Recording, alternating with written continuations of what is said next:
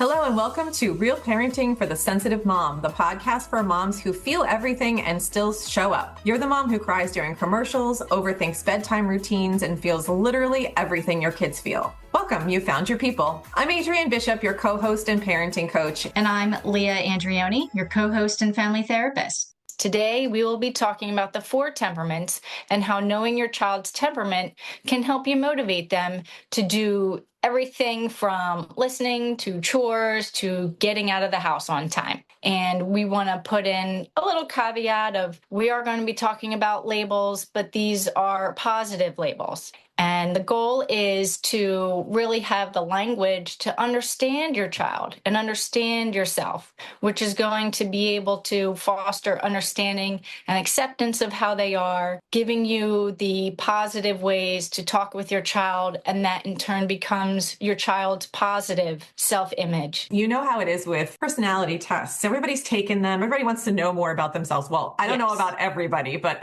I have. People can become obsessed with them and some people don't care. But I feel like sensitive moms probably aren't bored with personality tests, is my guess. So, sometimes they can be limiting and they change. Like the Myers-Briggs for me changed throughout my life. Like every single phase, I was a different personality type. And then there's Enneagram, there's human design, there's all different kinds of tests. And I love them because they really help you understand yourself better and accept yourself more. And that's kind of the goal now for us as moms, is to do that for our kids, is to help them understand themselves, to help us accept our child and our kids more easily. And so the cool thing about this 4 temperaments is not only does it help us understand our kids, but it helps us to motivate them better, which is so huge. It's basically why people come to me to get help. My kid won't listen. My kid says no to everything. I can't get them out of the house. I can't get them dressed fast enough. Each kid has their own different type of wiring that leads to how they are motivated. And so we're going to talk about that today. Based on that, I'm just curious, Leah, have you had any trouble getting your kids to do something? Of course. Do your clients come to you asking about this kind of stuff too, or being frustrated with getting their kids to listen? Yes. And since I work with the moms, it's also helping them learn how to motivate themselves when they feel like, oh my gosh, why am I on the couch? Why can't I get myself to do anything? Why is it so hard to incorporate all these healthy habits that I really want? But how do I get myself motivated? How do I actually get myself to take the action? So talking about this is not just for the kids, it's also for us. Yeah. And then at the end, I know you're going to touch on it, but being able to understand how our temperament may interact with our kids' temperaments and being able to understand both will help us accept and work with each one. Yes. And when I found these 4 temperaments, and it's based on a book by Kathleen Edelman, and her book is called A Grown-Up's Guide to Your Kids' Wiring. And if you want to learn more, I recommend you get the book, and we'll go over most of it today so you get a good sense of what she's talking about. But it was such a game changer for me and for my clients. It helped me not only understand why my kids act the way they do, but also how to encourage them in a way that actually clicks for their wiring. So it was easier to work with them after I learned what temperament my kids were, what temperament I was, and how to reframe some of the challenges that I had with them. And so today we're going to talk about each type. There's a test that you can take to determine which one of these 4 types your kids are. There is one in the book, but there also is one on her website. And her website is Kind Words Are Cool is what her website is. So you can go on there and you can take a test for your child. And in the book, there's an assessment for grownups. It's not online from what I can tell. But basically the 4 types are based on whether your child is an introvert or extrovert, and if they're task or people oriented. So we're going to go over these briefly. So introvert versus extrovert. So it's not about shyness, which is kind of a misnomer, but it is about where you get your energy. So where does your kid get their energy? So extroverts, which the categories, the temperaments are called sanguine and choleric. So those are the extroverted temperaments. They get energy for interaction and action. They think out loud. They're recharged by people and activity. So think about your kids. Does this resonate or not? And my guess is you're going to have a different temperament for each kid. So think about each kid individually.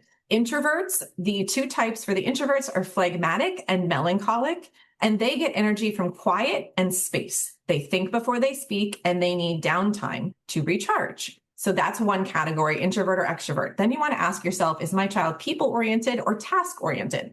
This is where the motivation comes in. So this is what tells you what drives their decisions and focus and what motivates them to act. So people-oriented kids, which are sanguine and phlegmatic, they focus on connection and harmony. So they want to do stuff when they're with people. They don't want to do things by themselves. They don't want to clean the house by themselves. They don't want to do a chore by themselves.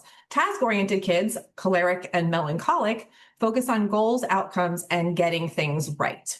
So they're motivated just by getting the task done. Just accomplishing the task is highly motivating, as in they get a lot of dopamine from that. When you cross these two spectrums, you get the 4 temperaments. So there's sanguine, which is red in the book. That's extroverted and people-oriented. Choleric, which is yellow, is extroverted and task-oriented. And then phlegmatic, which is green, introverted and people-oriented. Melancholic, introverted and task-oriented. So I know, Leah, you had taken the test and you figured out who, you have 2 kids. What are your kids? I have a sanguine and a melancholic. Okay, so we're going to talk about why that fits your kids and what you notice about them as we go through the descriptions. My kids, I have 3. Melancholic is the oldest, phlegmatic is the middle, and the youngest is between sanguine and choleric. I can't actually pinpoint one on him, but I'm thinking he's more choleric. I'm thinking as he gets older, I probably will be able to decide. So all of them are different. Your kids are different. My kids are different. What are you? Probably a little bit more phlegmatic. That's what I would identify you as, just knowing you as much as I do. Yep. So both of us are phlegmatic. So that's interesting. You don't have a phlegmatic child. No. I do. So that's going to be a good note when you're thinking about the combinations. So let's talk about sanguine. So this one is red in the book. It's the fun-loving connector. So Leah, you have a sanguine. Like a pure one. I don't. So I want you to kind of give me a little bit of, support on this one in description. So sanguines are the life of the party. They light up a room with their energy and charm. They thrive on interaction, playfulness, and variety. They make friends easily and can turn even mundane tasks into an adventure, but may struggle with consistency and follow through. So their strengths are they're fun-loving, enthusiastic, optimistic, creative, socially confident, quick to forgive, but their weaknesses are, remember, we're trying to just kind of identify them to reframe, easily distracted, forgetful, impulsive, can struggle to finish what they start, and avoids boring tasks, which is a lot of life. What do you notice about it's your daughter, right? That's the sanguine? Yes. What do you notice about her that matches that? What does she do? Definitely the creative. She's very creative. She's definitely quick to forgive, socially confident. She's easily able to say boundaries with friends, I'm ready to hang out, or I'm ready to still have some quiet time. And she doesn't have a problem stating how she feels. She wears her feelings on her sleeve. She's going to be able to tell you how she feels in appropriate ways,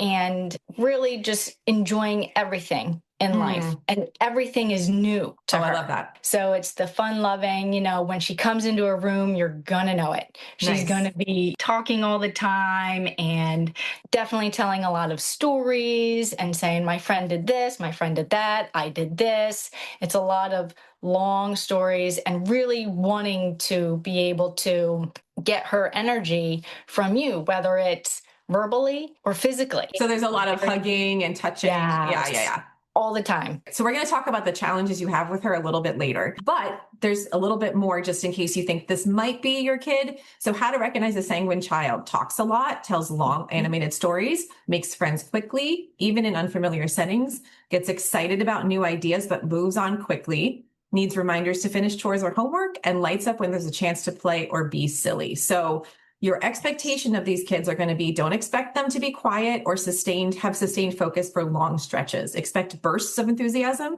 especially when the task is interactive or playful. Build in a variety of change of pace, right? So we got to make it interesting for them. And the way you want to speak to them to motivate them, here's a couple ideas. There's way more in the book, but let's make this fun. You bring the energy. I can't wait to see your creative twist on this. Or let's turn this into a game and beat our best time. So if you want to get them to run up to go to bed, you can get them to race you up the stairs, make everything a game. Really, really helpful. What are your challenges with your sanguine? Would you say? Well, for me, being more introverted and her extroverted, it's trying to match how we want our energy.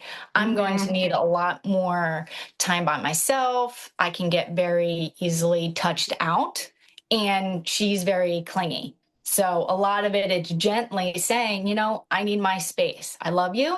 I need to peel you off of me right now. But she just wants that. And I'm trying to soak up every minute of it. Yeah. But it's also, there's so much energy and emotion that comes from her. Yeah. So it's being able to kind of navigate that and teach her how to navigate that, I think is what we're managing right now. I have clients that have this temperament, and they're always telling me that they never rest. Like, it's never enough. There's never enough attention. There's never enough love. There's never enough touching. There's never enough stimulation.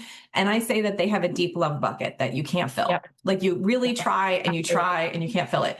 And so a lot of times it's good to have other people help you fill that love bucket. Friends, like really prioritizing having friends over on a regular basis, right? So that you're not the one that has to be entertaining the child, which is one of the things I think that they tend to go more toward, is not a lot of independent play. So you're exhausted as the parent trying to like keep this kid entertained and happy. And they're very persistent. So they're going to keep asking over and over that they want to play. So I think that's a good start with Sanguine. And of course, there's tons more information in the book, but I want to move on to Choleric. This type is yellow in the book, and it's the bold achiever. So cholerics are extroverted and task-oriented. I just want to point that out. The description is that cholerics are determined, driven, and decisive. They see obstacles as challenges to overcome. They like to be in control, set goals, and get things done.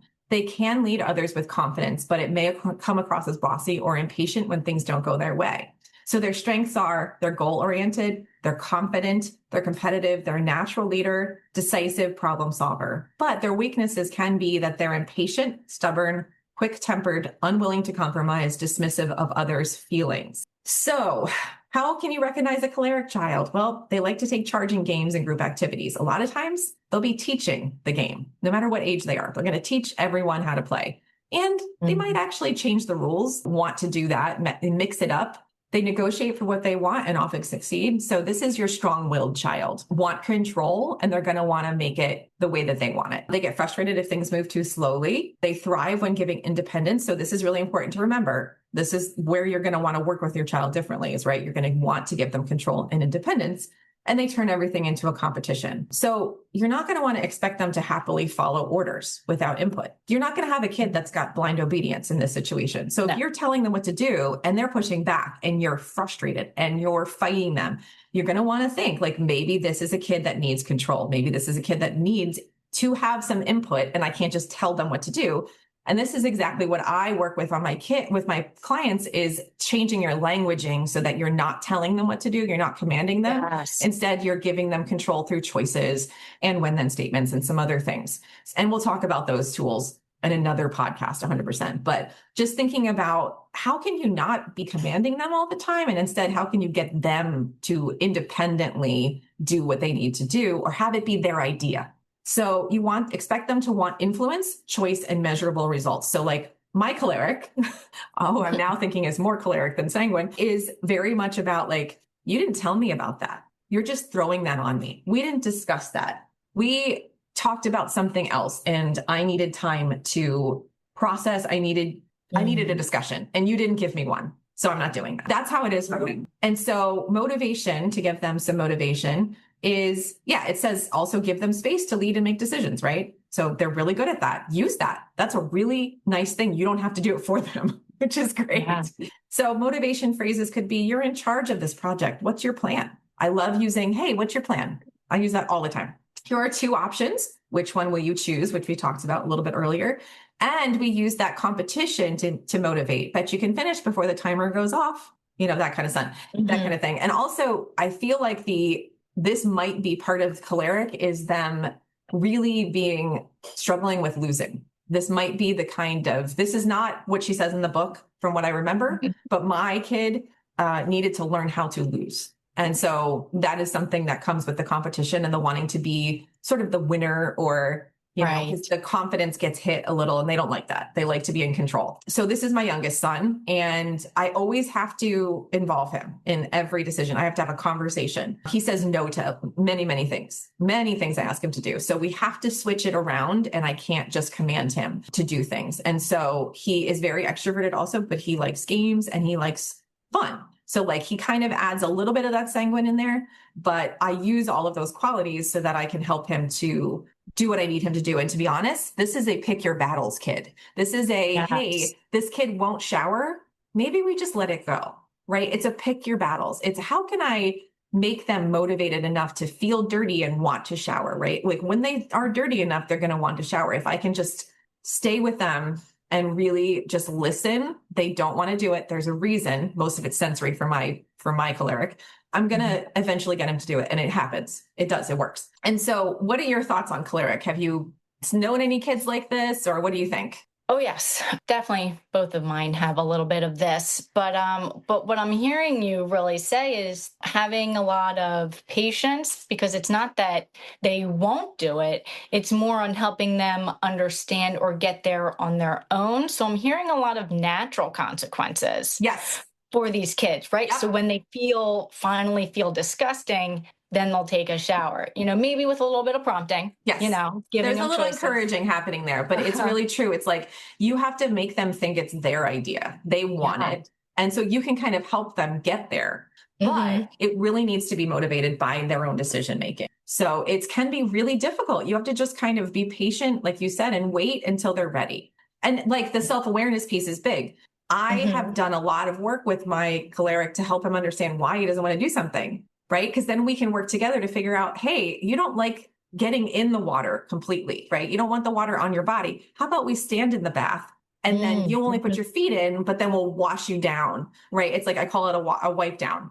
And so he doesn't have to get immersed. And so that's where you have to go. You have to do a lot more work for this kind of kid to figure out what's going on and how to help them. But when you do figure it out, it's a huge reward. Like it's a big, big step to connecting with your child, and helps them with their self-awareness. So. Yeah. And I'm hearing being on our part as parents, being flexible. So part of us, we need to put on the back burner, like this is supposed to happen, let's manage our expectations. And if we can be flexible, we can help our kids succeed and have a probably more peaceful bath time, bedtime, all of the routines by adding in that flexibility. And I also have, this is an extroverted kid, so they're going to have more energy.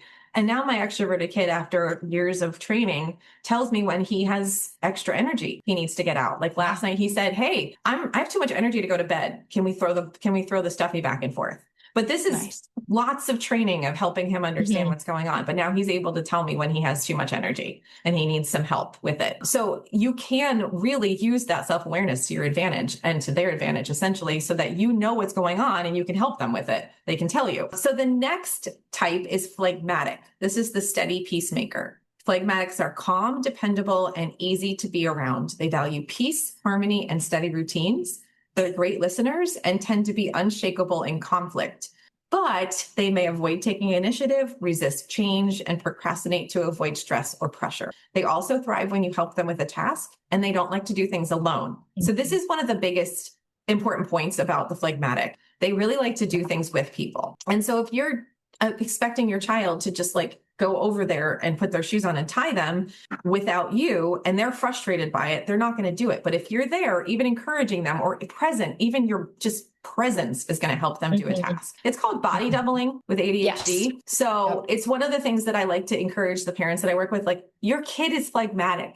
It's okay to do things with them. It's okay that they're not doing it on their own, because they will eventually, and it's going to be fine. But it's taking them a little bit longer than maybe some other kids to get there. So it helps them with like the acceptance piece around, maybe it's okay if I work with my child, I'm there more than I want to be. Maybe it's not enabling. Maybe it's actually just working with their wiring. They like to connect. Like the task itself doesn't help them feel that dopamine hit. It's the connection with people that does. So this is me. So I'm really hyper aware of why, like how important this is. So the strengths are they're peaceful, consistent, dependable, loyal, diplomatic, and empathetic. So this is a kid most likely that is very sweet, very calm, pretty cool, and is just easy to be around most of the time. Their weaknesses are they procrastinate, they might be passive aggressive, resistant to change, they avoid confrontation, and they lack urgency. So this is the kid that's not going to jump and get ready real quick. This is the kid that you're going to have to make lists for. You're going to have to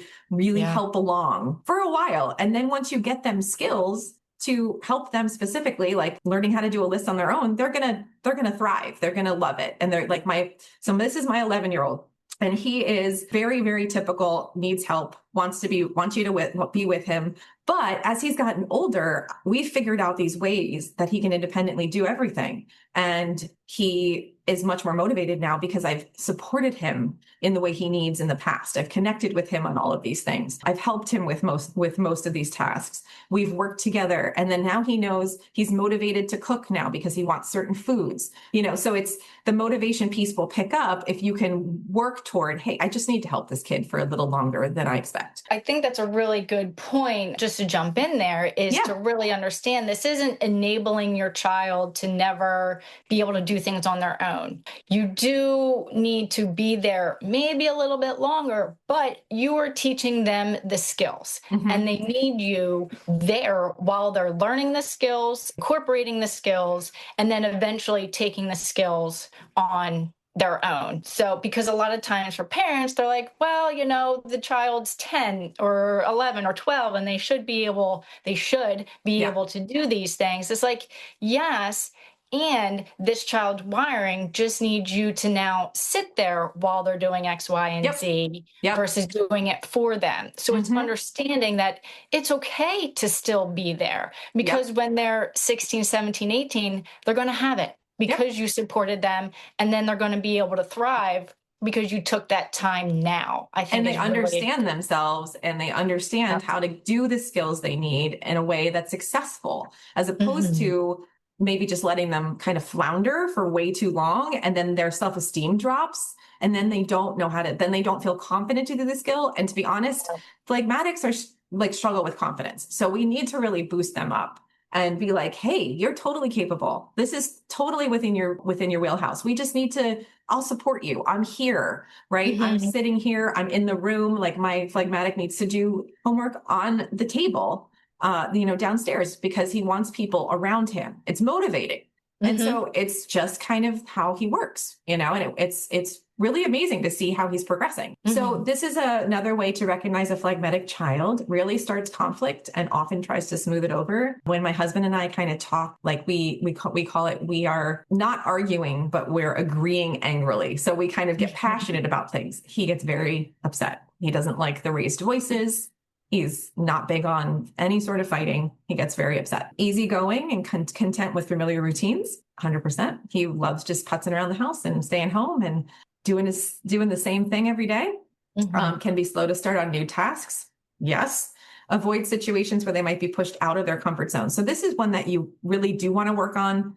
But just knowing that it's going to be slower for a phlegmatic to be out of their comfort zone. They're going to be they need a lot more time in pretty much everything. And also plan that into your day. Well, my phlegmatic needs an extra 15 minutes to get dressed. So I'm just going to plan that into my getting ready. And they're happy to go along with other plans, which is a really huge benefit, right? They're just very easygoing. So don't expect immediate action under pressure. Expect them to warm up to tasks slowly and prefer predictability. So I can't change plans on my son. I have to kind of warn him and be like, hey, this is my backup plan if this doesn't work for you. It's a good thing he can be home by himself now because we use that a lot. Yeah. So give them reassurance and a gentle nudge to get started. So reassurance, right? That whole support system is important. Expect that they need people and connection to be motivated. So here's some phrases that you can use. Let's do this together. I love having you by my side.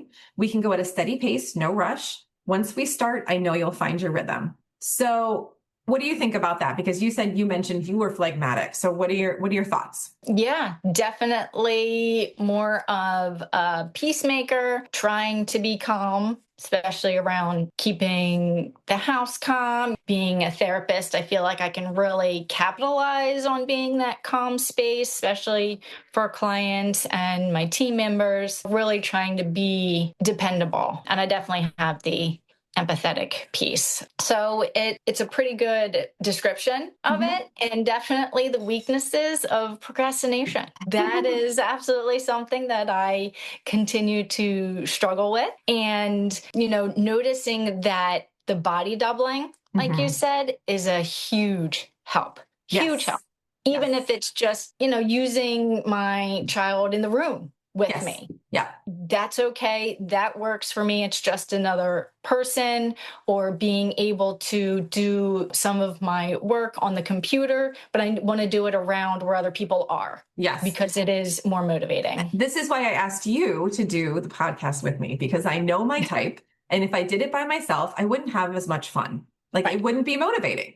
So it's really good to know these things about yourself. You know what I mean? And the other thing is, my husband is a melancholic. So he does not need a lot of people around him, right? He doesn't need any help. He doesn't need any motivation by connection. So he can do everything by himself. And he doesn't ever ask for help. I mean, he's to the extreme. And so we are so different in that way. And we've had to really work on it, because he expects me to do a ton of things and just figure it out by yourself. Just figure it out. What's the big deal? Why is this so hard? Why can't you do this without me? And I'm like, listen, if we were redoing our bathroom, and when he would ask me to do a task on my own, I was always a mess. Like I would be like, I can't do this. I don't know what I'm doing. This isn't fun. And he would be like, what is the big deal? And I'm like, listen, just do it with me. Trust me. It will be so much better. And so he's kind of getting used to that, but it's still really difficult for him to understand. Like I need that connection to do a task to actually make it feel meaningful and useful and like want to do it. So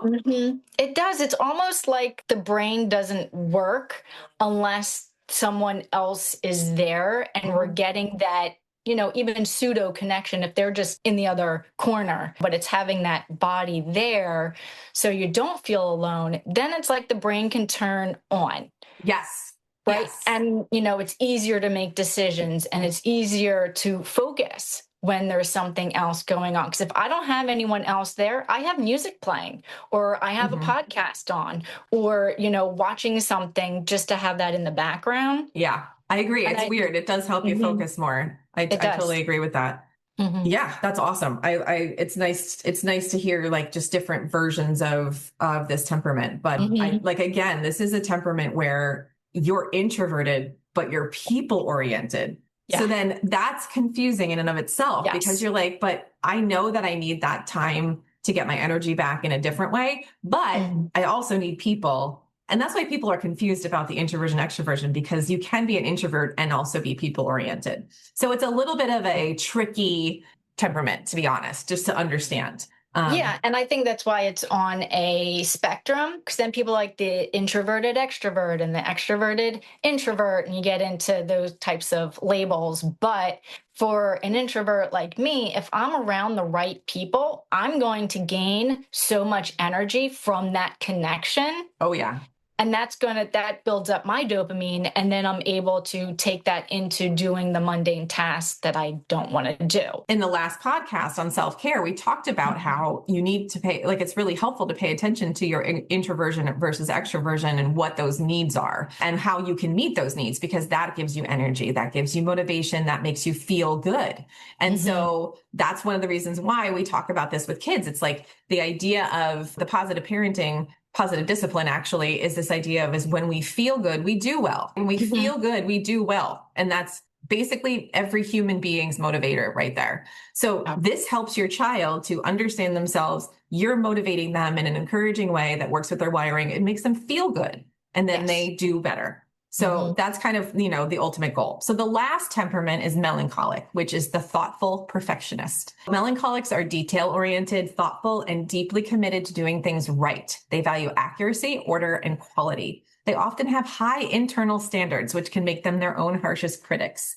They thrive on clear expectations, but may get stuck in overthinking. So their strengths are analytical, organized, precise, dependable, high standards, thoughtful, and loyal. Their weaknesses are perfectionistic, critical of self and others, fearful of making mistakes, and may struggle to start without clarity.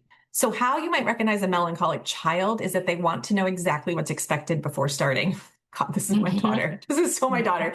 Gets upset if things feel out of order or wrong, may redo work multiple times just to get it right, notices mistakes that others miss, worries about failing or letting others down. So I know you said you had a melancholic child. I'm curious is this your son?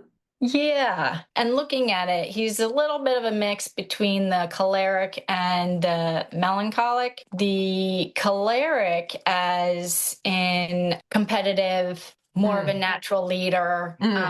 He can be very decisive and problem solving, but also fairly self-critical, very analytical. And he can be organized with his own thoughts, and he really, really needs to understand things before he's going to take the step in doing that.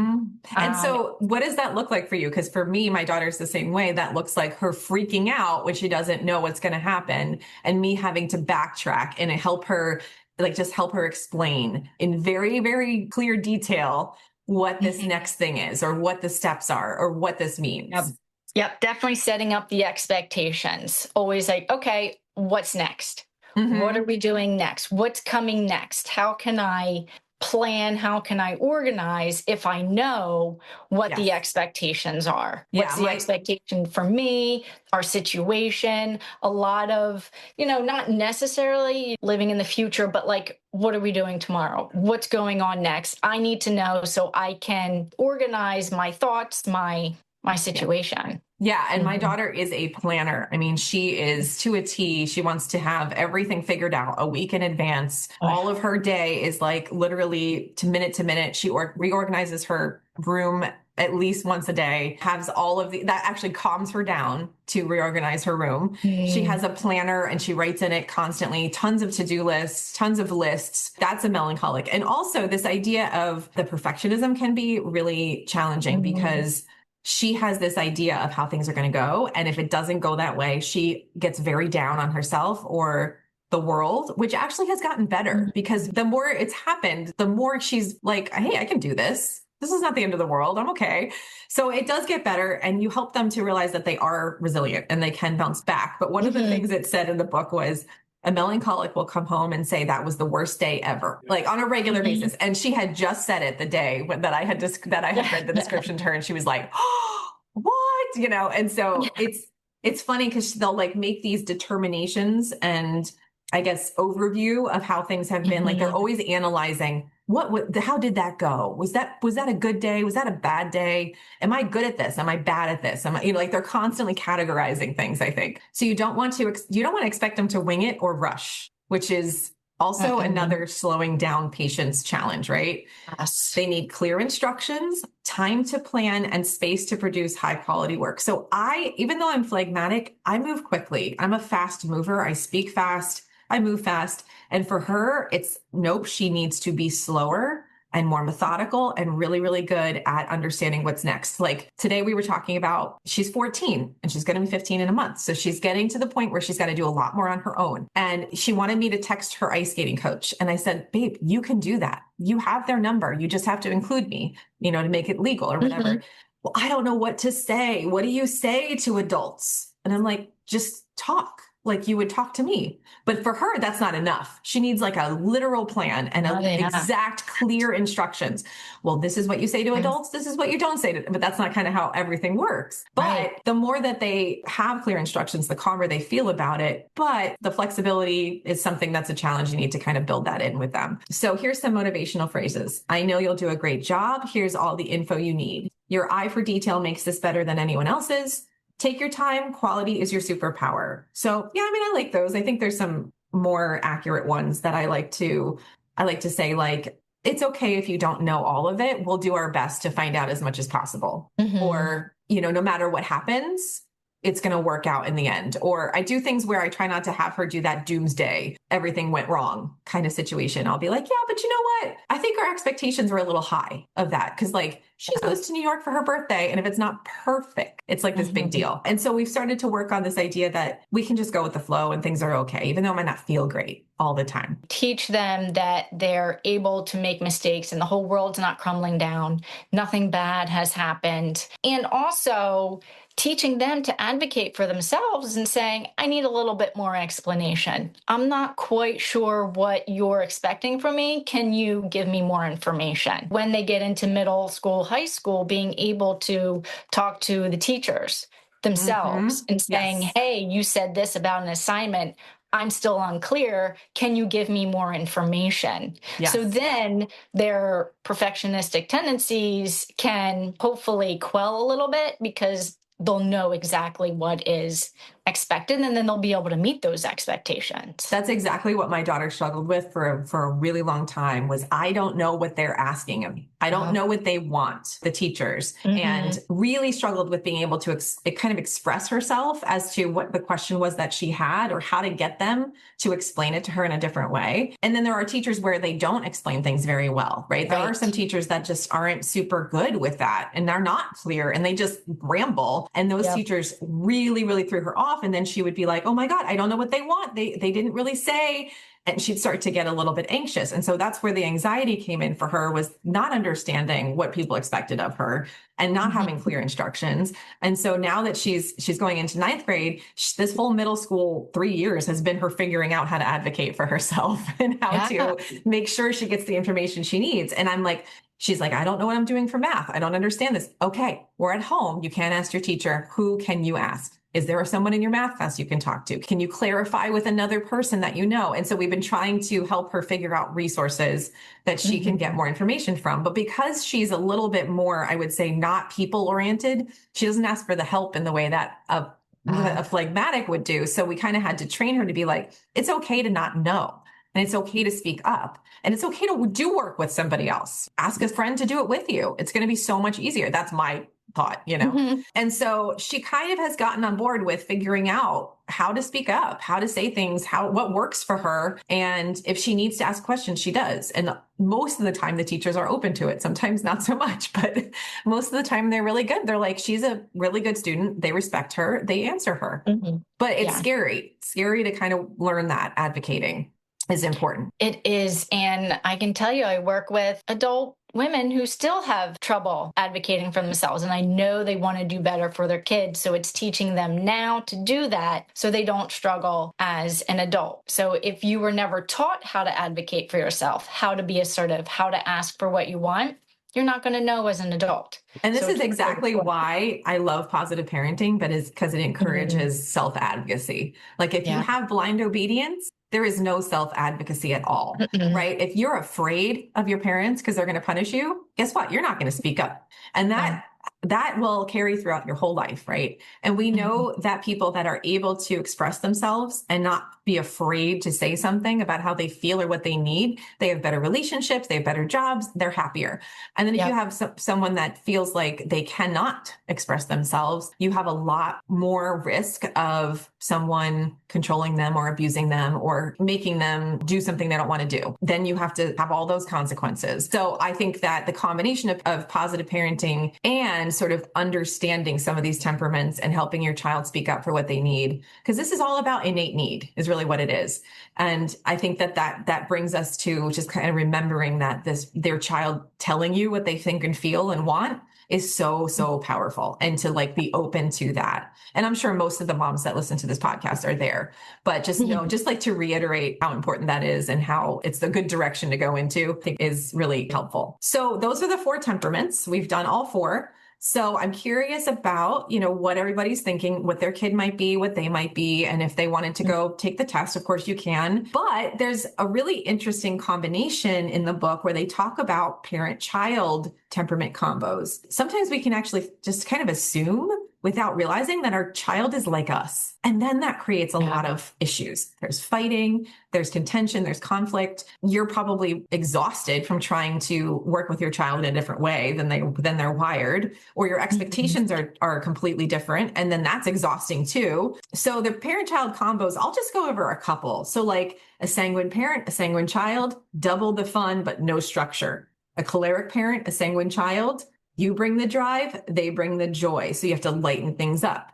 A phlegmatic parent and a sanguine child, you need to pace their energy. So that's you. You need to pace their high energy. So get them used to slowing down a little bit and like learning how to maybe get that energy out in a productive way, right? Yeah. So a melancholic parent and a sanguine child, they may feel like they're too much for you. So you got to loosen structure. All right. So choleric parent, choleric child, power struggles. Each of you want control, like to the point where that's all you want. That's going to be tough. That's going to be a struggle. So it says, watch for power struggles, use mutual respect. Sanguine parent, choleric child, you bring the fun, they bring the focus, just keep them going. Phlegmatic parent and a choleric child. So this is me and my third. They may push you faster than you're comfortable with. And also, I think the patience is a big one for that one. A melancholic parent and a choleric child, you may clash over precision versus speed. Find the middle ground. So this is my husband. My husband's melancholic, and this is my third.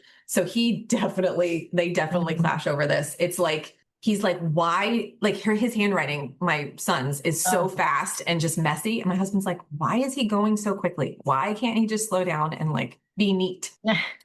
So melancholic parent, melancholic child. This is my husband and my daughter. High standards can become pressure. Encourage grace. My husband has trouble with not being critical of my daughter, and just putting so much pressure on her because he sees himself in her a lot.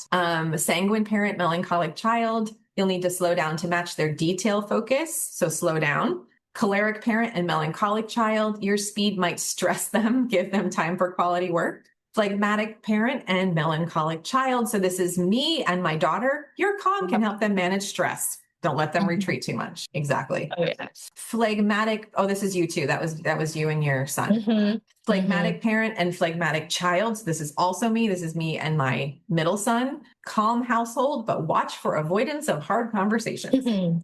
Sanguine parent and phlegmatic child. Respect their slower pace. Don't push too much. Choleric parent and phlegmatic child. They may seem unmotivated to you. Celebrate steady progress. So actually that is pretty much every phlegmatic child and parent they will probably seem unmotivated to you, but they will do that steady, slow progress. Like I was saying with my middle son. Melancholic parent and phlegmatic child. So this is my husband and my middle son. You both value stability. Be careful not to get stuck in routine. They will definitely be home by themselves all day if they could. Yeah.